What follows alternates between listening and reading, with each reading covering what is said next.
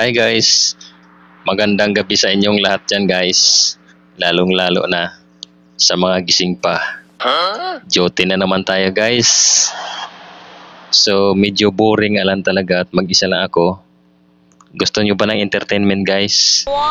Meron akong ipipresent sa inyo. Kakaibang entertainment ito guys. Magmula pa sa ibang planeta. Iba't ibang nilalang ang aking ipapakita sa inyo. Kaya tara na, huwag na siguro nating patagalin pa ang ating presentasyon. Samahan nyo ako guys. At ito na.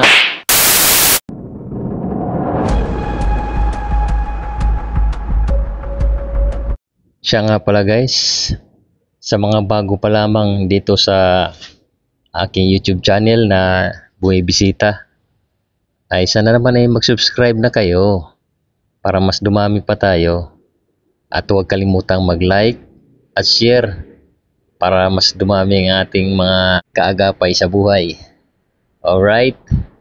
So ngayon guys, pipresent ko sa inyo ang iba't ibang uri ng mga nilalang na nagmula pa sa kalawakan. At ito na, pakilala ko sa inyo ang taong kandila.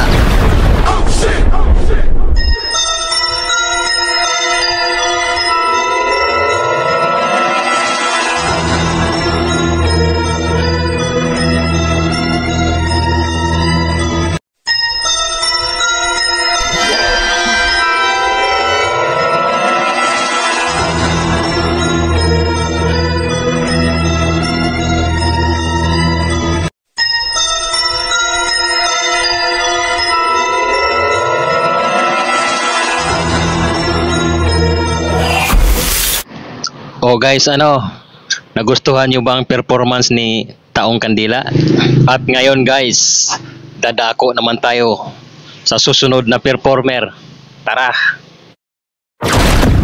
Oh ayan guys, tigni.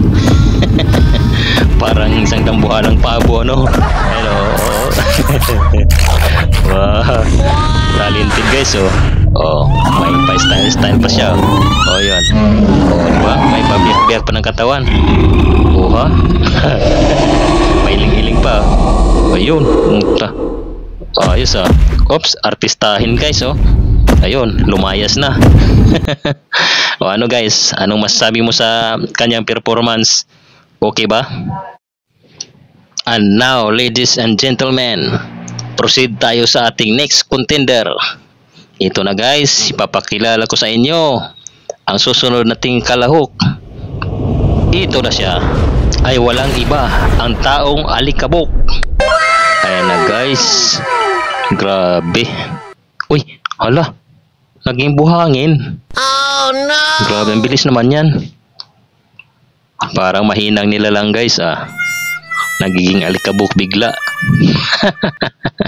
And now, ladies and gentlemen, the last but not the least, ang Taong Demonyo. Ito na siya guys. Ayan na.